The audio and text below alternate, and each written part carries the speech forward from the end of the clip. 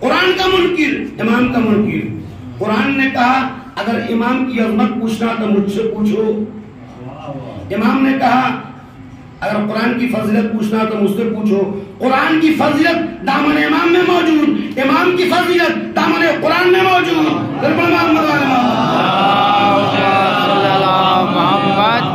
एक एक लफ्ज़ पे तवज्जो। कुरान हर्फ है, इमाम ज़बान है। कुरान खामोश है, इमाम नातिक है। कुरान नूर है, इमाम आफ्ताब है। कुरान लफ्जों का मजमुआ है, इमाम मानी व मतालिब की किताब है। कुरान जिस्म है, इमाम रूह है।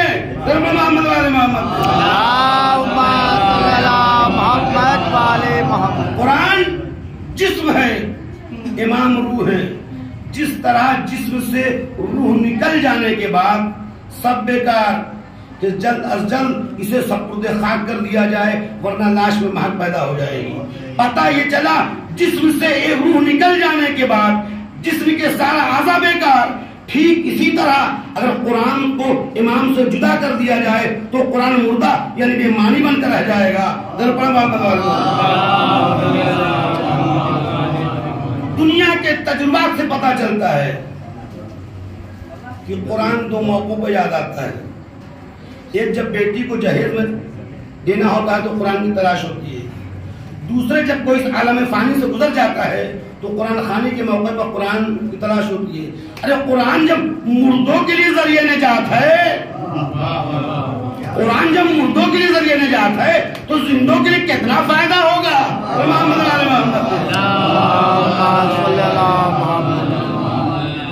कुरान अपनी बेटी को जहर में कुरान दीजिए, जरूर दीजिए, लेकिन इस काबिल बना लीजिए ताकि वो तिलावत कुरान कर सके। अगर आपने अपनी बेटी को कुरान जहेज में दिया और वो तिलावत कुरान करना नहीं जानती है तो कुरान फरियाद करेगा। जब खुदावंद आलम ने अपने नबी पर कुरान नाजिल किया तो नबी को साहिब इल्म बनाया। इरशाद हुआ अर्रहमानु अल्लमल कुरान, खुदा बड़ा मेहरबान है जिसने अपने नबी को कुरान की तालीम दी। लिहाजा अपनी बेटी को जहेज में कुरान देने से पहले इस काबिल बना लीजिए ताकि वो तिलावत कुरान कर सके, कुरान को भी पहचाने, वारिस कुरान को भी पहचाने।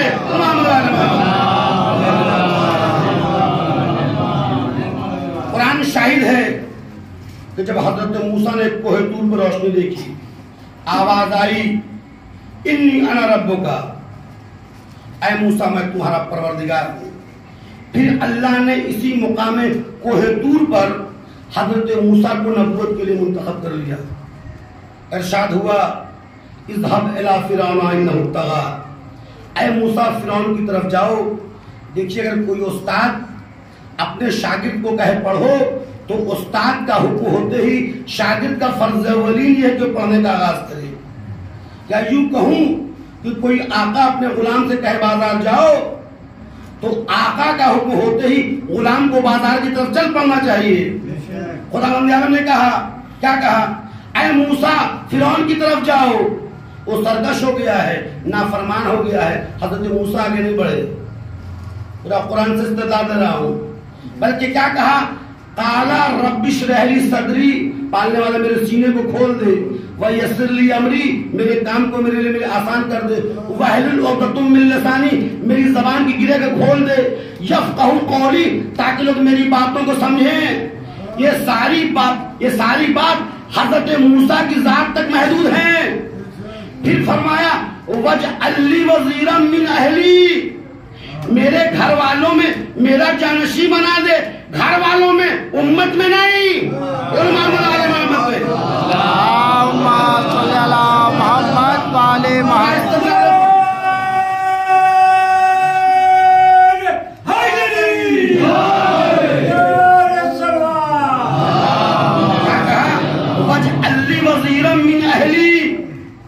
पालने वाले मेरे घर वालों में मेरा जानशी बना दे, उम्मत में नहीं। यानी नबूवत को घर वालों पे भरोसा व एतमाद होता है, उम्मत पे नहीं।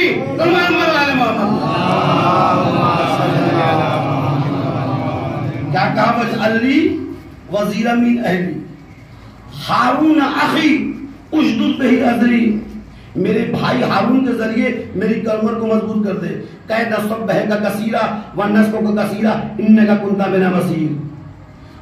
पालने वाले तू मेरी बात से आगाह है, तू मेरी बात से वाकिफ है। क्या कहा? मेरे घर वालों मेरा जानशी बना दे। फिर क्या कहा? वज अली वजीरा मिन अहली, हारून आखी यानी मेरे भाई हारून के जरिए मेरी कमर को मजबूत कर दे। हजरत मूसा मासूम थे, बहुत तवज्जो। आवाज कुदरत क्या आई? काला कद उतीता सूले का या मूसा, ऐ मूसा मैंने तुम्हारी सारी दरखास्तों को मंजूर कर लिया। तो हजरत मूसा कोहतूर से कब पलटे? जब उनकी जानशीनी का ऐलान हो गया। मोहम्मद वाले मोहम्मद जुम्ला देने जा रहा हूँ। हजरत मूसा मासूम थे, लेकिन एक मासूम नबी को भी इख्तियार नहीं अपनी मर्जी से अपना जानशीन मुअय्यन करे। जब एक मासूम नबी को इख्तियार नहीं था तो उम्मत को जानशीन पैगंबर के मुंतखब करने का हक किसने दे दिया?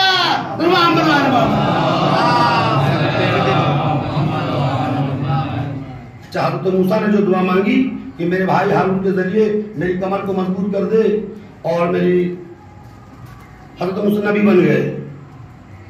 हजरत ऐलान हो गया जानशीनी का। तो हजरत मूसा को हेतु से कब पलटे? जब उनकी नबूवत की जानशीनी का ऐलान हो गया।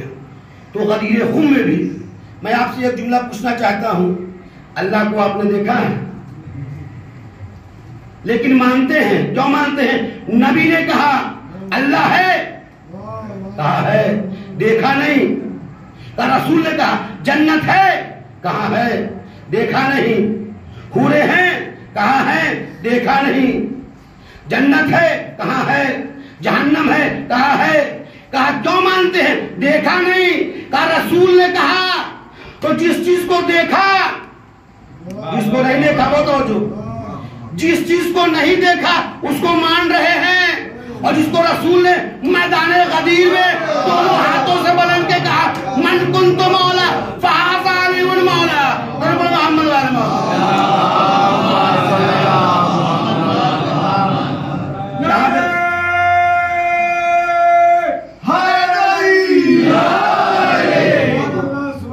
जो नारे हैदरी लगता है ना, तो जब ये नारे हैदरी लगता है तो तन्हा हम नहीं खुश होते हैं, खुदा भी खुश होता है, रसूल भी खुश होते हैं। खुदा इसलिए खुश होता है मेरे महबूब का नारा है, रसूल इसलिए खुश होते हैं मेरे जानशीन का नारा है, फातिमा ज़हरा इसलिए खुश होती है मेरे शौहर का नारा है, हसनैन इसलिए खुश होते हैं मेरे बाबा का नारा है, जिब्रील इसलिए खुश होते हैं मेरे उस्ताद का नारा है, हम शियाने हैदर कर्रार इसलिए खुश होते हैं मेरे मौला मुश्किल कुशा का नारा है।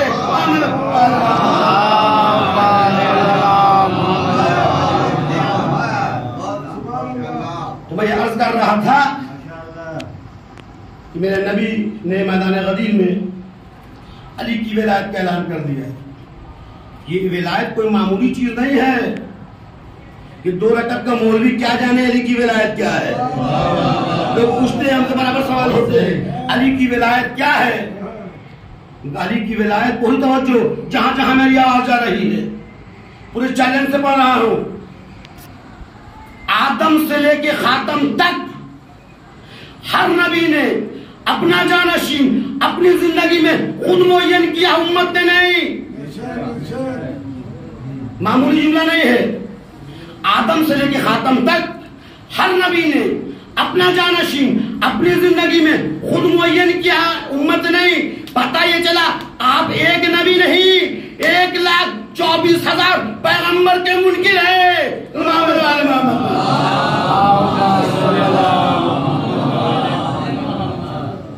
जब मौलाना मोहम्मद इस्माइल, मेरे ठीक आपने सुना, नाम सुना होगा, मौलाना मोहम्मद इस्माइल देवबंदी, उनको मुबल्लिग़ आज़म कहते हैं, बहुत बड़े आलिम दीन थे। वो भी शिया को काफिर कहते थे। शिया काफिर है, शिया मुसलमान नहीं है। और खुद शिया हुए, खुद शिया हुए और खुद शिया हुए। कैसे शिया हुए मैं बताता हूँ, जरूर मोहम्मद वाले। मौलाना मोहम्मद इस्माइल जो मेन बेस था उनके शिया होने का, पाकिस्तान में मुनाजरा हो रहा था। देवबंद के बहुत बड़े आलिम थे, शिया नहीं हुए थे, अहले सुन्नत में हो गए, उनका बड़ा चर्चा हो रहा था और बहुत बड़े मौलवी थे। किसी ने कहा हुजूर एक शख्स है, देहात का आदमी है, जो आपसे मिलना चाहता है, वो शिया है। तो देवबंदी वो मौलाना मोहम्मद इस्माइल ने कहा क्या शिया काफिर को तुम लिया है हमसे बात करने के? इधर पढ़ा मोहम्मद वाले मोहम्मद। अब देखिए मौलाना मोहम्मद इस्माइल को कैसे दर बुतूल का दर नसीब हुआ है। क्या शिया को लिया होगा? हुजूर ऐसा न कीजिए, वो सैयद घराने के हैं और बड़े हमारे मुखलिस इंसान हैं, बहुत दीदार हैं, मैं उनको लेके आ रहा हूँ मिलने के, आपसे मिलाने के लिए। उन्होंने ख्वाहिश जाहिर की है कि मैं मौलाना इस्लाम से मिलना चाहता हूँ। वो आए, सलाम हुआ, आदाब हुआ, सवाल जवाब हुआ, सलाम हुआ, जवाब दिया उन्होंने। उस शख्स ने कहा, देहात का इंसान था, कोई बहुत पढ़ा लिखा नहीं था, अरे मौलाना मोहम्मद इस्माइल मेरा तुझसे 2 सवाल है। क्या कहा? मेरा तुझसे 2 सवाल है। कहा कि पूछ। कहा कि बीबी हक मांगने गई थी कि नहीं? तो मौलाना मोहम्मद इस्माइल ने कहा कि तुझे जवाब देना है हाँ और नहीं में। क्या जवाब कहा?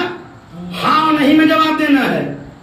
मौलाना मोहम्मद इस्माइल ने कहा ताकि तुझे जवाब देना है तो मैं पूछ रहा हूं कि गई थी कि नहीं? हाँ या ना में? कहा गई थी। इधर पर मोहम्मद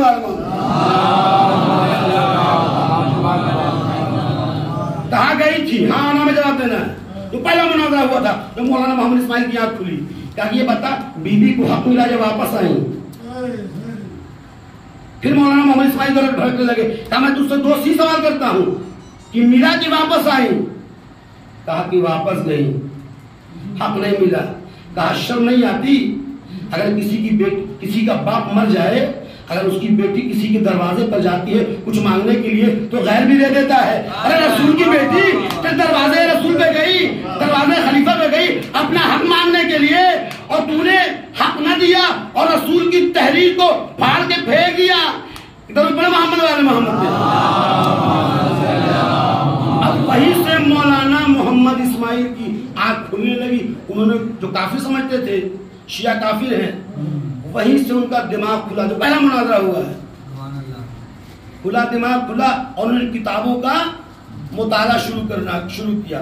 जब किताबों का मुताला शुरू किया तो उन्होंने हकीकत बयान कर दिया और उसके बाद उन्होंने कहा बीबी मैं तुझसे 2 ही सवाल करता हूँ, 2 ही बात का तुझसे मैं मांगता हूँ कि तेरे दुश्मन का सवाल शुरू हो और मेरा जवाब शुरू हो जाए। मोहम्मद वाले मोहम्मद, मैं तुझसे 2 ही चीज मांगता हूँ, मुझे दौलत ना देना, मुझे सरबत ना देना, मुझे आलिशान मकान ना देना, तेरे दुश्मन का सवाल शुरू हो और मेरी जबान शुरू हो जाए जवाब में। आज उम्र कलंदर सो रहा है, बड़े बड़े मुनाजरे हुए हैं, बड़े बड़े मुनाजरे हुए हैं। एक बड़ा बहुत बड़ा मुनाजरा हो रहा था, मैं इसलिए बता दूं ताकि आप भी जाने, और ये बात जो होती रहती है मैं भी मिंबर से सुनता हूँ बड़े बड़े खतीब का, वो जो सवाल हमको नहीं मालूम होता है लेकिन बड़े बड़े उलमा से सुनने के बाद उनका जवाब आसानी से दे देता हूँ। एक जुमला और बयान कर दूं, और ज्यादा लोग जो शिया हुए हैं हक ज़हरा पे हुए, बुतूल का हक पूरी जिंदगी में अल्लामा मोहम्मद इस्लाम मौलाना मोहम्मद इस्माइल देवबंदी ने बीबी का हक पढ़ा। बहुत बड़ा मुनाजरा हो रहा था, मौलाना मोहम्मद इस्माइल अकेले बैठे थे, उधर से उलमा आ रहे थे, और जो उस टाइम जो मुनाजरा होता था पहले के लोग बड़ा सादा टाइप के लोग होते थे, लड़ाई झगड़ा नहीं होता था। इधर मौलाना मोहम्मद इस्माइल मुबल्लिग आज़म लोहे के टंग में किताबों भरी रहती थी और इनके लोग इधर बैठ जाते थे और उनके लोग उधर बैठ जाते थे, जो सवाल और जवाब होता रहता था, मुनाजरा चल रहा था। आई हक ज़हरा और जनाजा रसूल और हक ज़हरा, मुनाजरा चलता रहा। मौलाना मोहम्मद देवबंदी अकेले और उधर से हजारों उलमा, एक आ रहे हैं एक जा रहे हैं। लास्ट में एक शख्स आया, उसने कहा मौलाना मोहम्मद इस्माइल ये बता कि नबी जिंदा है या मुर्दा? मौलाना मोहम्मद इस्माइल ने कहा कि नबी जिंदा है। क्या कहा कि नबी जिंदा है। क्या कहा? नबी जिंदा है। तो मुनाजरा हार गया। ऐलान करके जा, एक सुकूत तारी हो गया कि जब नबी जिंदा है तो जिंदों का कोई वारिस नहीं होता, जिंदों का कोई वारिस नहीं होता। मजमे में सन्नाटा छा गया। मजमे में क्या हुआ? सन्नाटा छा गया कि मौलाना मोहम्मद इस्माइल मुनाजरा हार गए। तूने अभी कहा ना कि नबी जिंदा है और जिंदों का कोई वारिस नहीं होता। जैसे सन्नाटा छा गया, लोगों ने जितने भी मुबल्लिग़ आज़म के जितने भी मानने वाले तो शिया थे, कि मौलाना मोहम्मद इस्माइल मुनाजरा हार गए। लोगों ने कहा मौलाना मोहम्मद इस्माइल ऐसे नहीं जाने देंगे, ऐलान करके जा कि मैं मुनाजरा हार गया। मौलाना मोहम्मद इस्माइल ने कहा अल्लाह ने अभी तक वो ज़मान पैदा ही नहीं की, अल्लाह ने अभी तक वो ज़मान पैदा ही नहीं की जिसका जवाब मुझे बीवी ने न दिया हो। आपने यही तो कहा है कि नबी जिंदा है, जिंदों का कोई वारिस नहीं होता। नबी जिंदा है, जिंदों का कोई वारिस नहीं होता। तू भी ऐलान करके जा, नबी जब जिंदा है तो जब जिंदों का कोई वारिस नहीं होता तो जिंदों का कोई खलीफा भी नहीं होता। जिंदों का कोई खलीफा भी नहीं होता। ये है मौलाना मोहम्मद। आज तक मौलाना मोहम्मद मेरे ठीक है कोई जवाब ना ला सका। 100 साल की उम्र में उन्होंने वफात पाई। बड़े बड़े सवाल, उतना वक्त नहीं है। लोगों ने पूछा है मौलाना मोहम्मद इस्माइल, खुद तो तू अपने बाप को मुसलमान शिया ना बना सका। क्या कहा? खुद तू अपने बाप को शिया ना बना सका, तू ढूंढता फिर रहा है। तो जानते हैं मौलाना मोहम्मद इस्माइल ने क्या जवाब दिया? उमर भी तू अपने बाप को मुसलमान नहीं बना सका।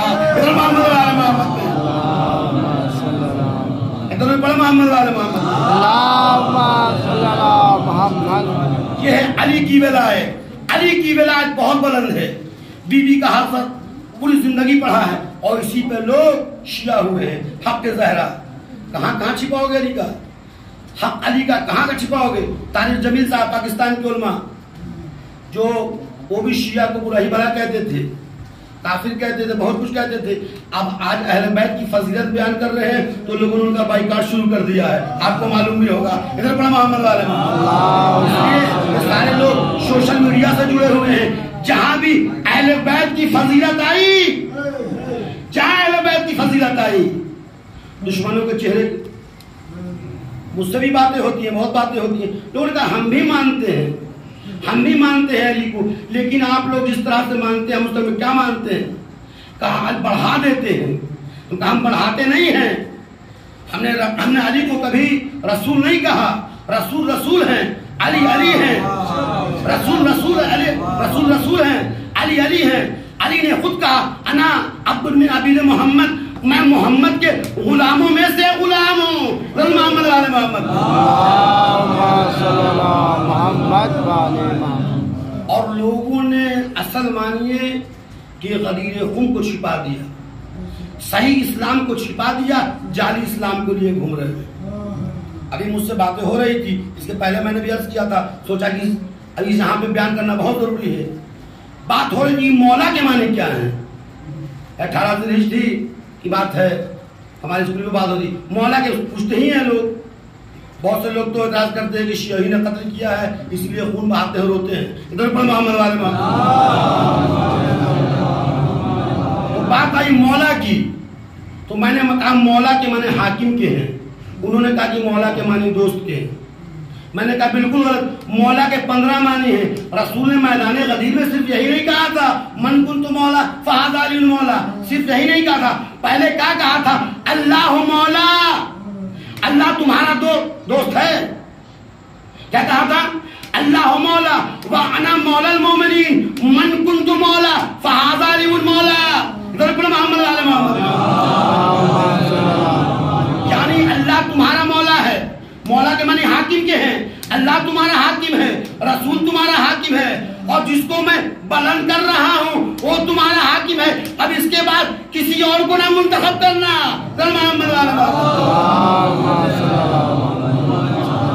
और हमने यहीं से दीन लिया। आपको एतराज है, आपको एतराज है। और बात निकली, उन्होंने पूछा मुझसे जो सवाल, तो मिंबर पे बयान कर लेना कहिएगा कि मैं रफाजी कर रहा हूँ, नाम नहीं बता सकता हूँ, लेकिन आदाब मिंबर ये है कि नाम नहीं बताया करते हैं।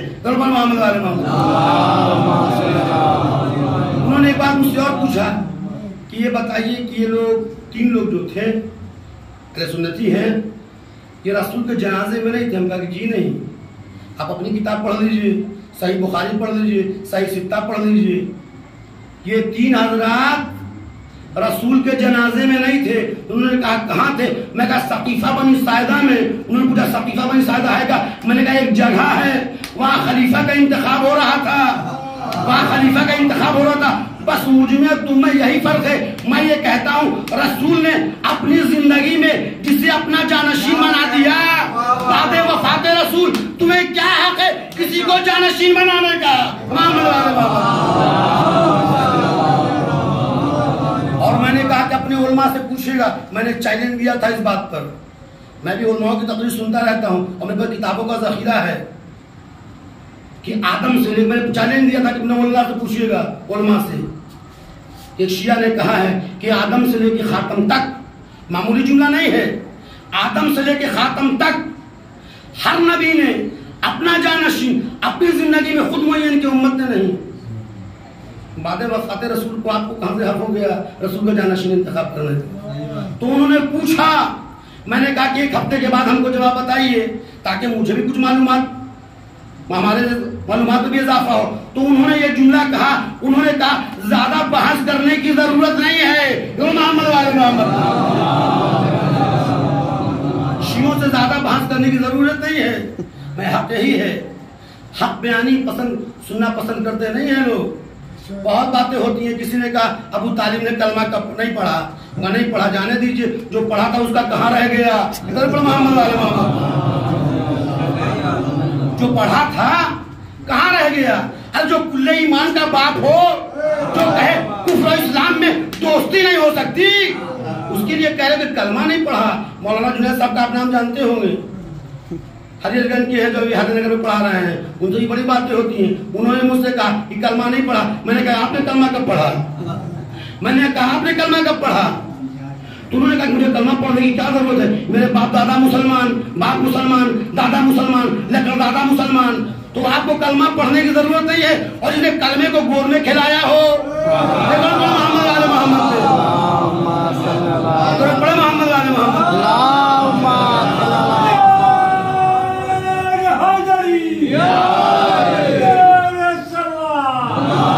जिसने कलमे को गोर में खिलाया हो।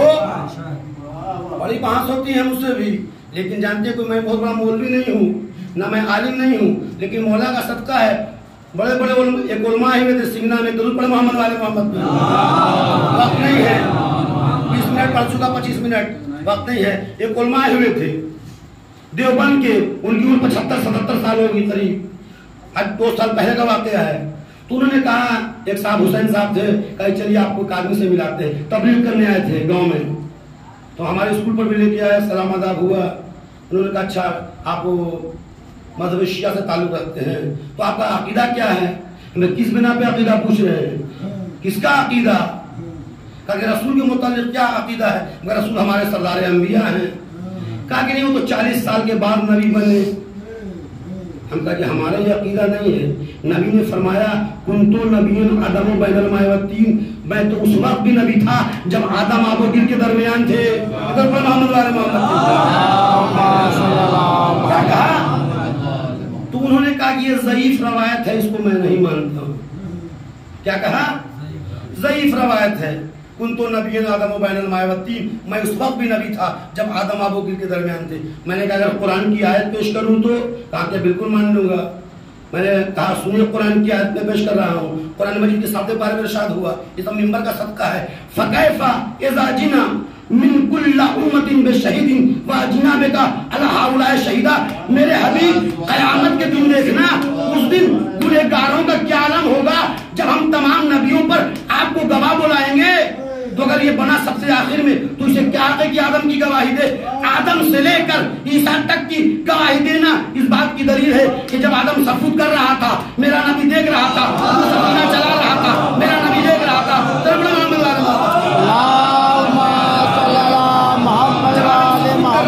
मेरा नबी देख रहा था जब वो सफीना चला रहा था, मेरा नबी देख रहा था।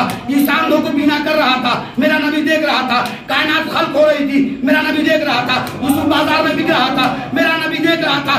कायनात अज़म में थी, नूरे मोहम्मद वजूद में था।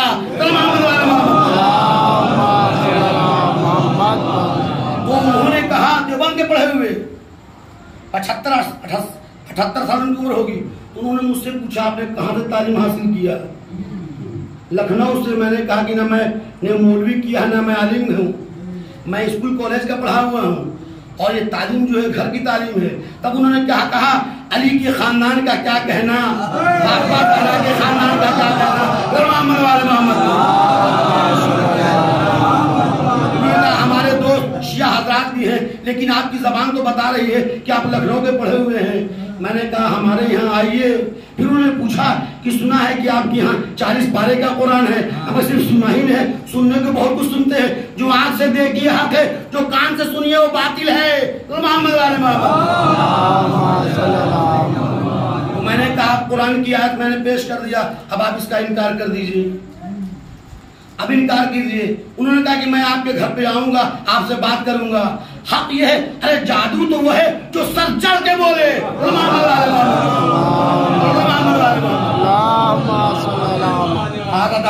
वक्त नहीं है, वरना मैटर तो बहुत है, दूर पड़े मोहम्मद वाले हुसैन। आज 7 मुहर्रम है, हम रो रहे हैं। रो इसलिए रहे हैं कि जहरा के बच्चों पे पानी बंद हो गया। बस रोज वज़ादारो 2 शब का मेहमान रह गया तुम्हारा मौला। आज 7 मुहर्रम है, कासिम की शहादत पढ़ी जाती है। किसका पुरसा? कासिम नौशा का पुरसा, एक रात के ब्याहे का पुरसा, हसन के यतीम का पुरसा, उम्मे लाला के उम्मे फरवा के लाल का पुरसा। वो कासिम जो रात दूल्हा बना, सुबह को खून में नहा गया। हाँ आज़ादारो, शब आशूर में फरवा कासिम को खैमे में ले गई। सारी माएँ चिराग जलाकर नसीहतें कर रही थी। उम्मे फरवा ने चिराग बुझा दिया। चिराग बुझाकर इसलिए अंधेरा कर दिया था कि तेरा इनकार कोई देख न सके। अम्मा क्या कहना चाहती हो? कहा बेटा मैं दोनों हैसियत से बनी हाशिम की गैर हूँ, बेवा भी हूँ, बनी हाशिम की गैर भी हूँ। मुझ बेवा अम्मा को फातिमा ज़हरा से शर्मिंदा न करना। अगर तेरी जिंदगी में लैला के चांद पर जख्म आ गया तो मैं किसी को मुंह दिखाने के ना काबिल न रहूंगी। कासिम तड़प कर कहते हैं पुबी अम्मा, कासिम तड़प कर कहते हैं अम्मा और क्या कहना चाहती हो? कहा कि बेटा कासिम जब तेरे बाबा का जनाजा अरे कब्रिस्तान से लौट कर आया था तो तेरी फूफी ज़ैनब ने जनाजे को देखकर कहा था अरे मैंने तो कफन सफेद पहनाया था, ये कफन सूख कैसे हो गया? कासिम कहते हैं कासिम कहते हैं अम्मा बाबा का लाशा वापस तो आ गया, अरे मेरा तो लाशा भी वापस नहीं आएगा। लाश के टुकड़े हुसैन बाग के दामन में लाएंगे। कासिम को इजाजत मिली। कासिम घोड़े पे सवार हुआ। कई हजार तीरंदाजों ने कासिम को जख्म लिया। तलवारें बरसी, तीर बरसे। कासिम जख्मी होकर गिरा। आवाज दी या उम्मा हो अदरिकनी, या उम्मा हो अदरिकनी, ऐ चचा मदद को आइए। सुनो क्या दादारो, कासिम वही शहीद है मैदान करबला का जो मरने के बाद नहीं अरे जिंदगी में पामाल हुआ। सारे शहीद शाम गरीबा में पामाल हुए। कासिम अभी जिंदा था। एक वक्त में 1600 घोड़े कासिम के बदन पर से गुजर गए। रोलो आजादारो, जब रोलो आजादारो, जब कासिम ने आवाज दी या महोदय ऐ चचा मदद को आइए। हुसैन दौड़े। कहे बेटा कहाँ हो, आवाज दो ताकि हम तुम्हारी आवाज बचा रहे। जब हुसैन ने आवाज लगाई कासिम नजर नहीं आए। दूसरी आवाज दी ए बेटा कासिम मुझे नजर नहीं आ रहा है, जल्दी आओ, लब्बैक कहो कि हम तुम्हारे करीब आ जाए, तब दूसरी आवाज पर भी कोई आवाज नहीं आई तो हमीद इब्न मुस्लिम कहता है हुसैन एक बुलंदी पर चढ़े, कहे बेटा कासिम, ए बेटा कासिम कहा हो, इमाम वक्त बुला रहा है। अब जो हुसैन ने इमाम वक्त का नाम लिया, हमीद इब्न मुस्लिम कहता है कासिम की लाश के टुकड़े हवा में उछलने लगे, आवाज आए अस्सलाम अलैका या अबा अब्दुल्लाह, अस्सलाम अलैका।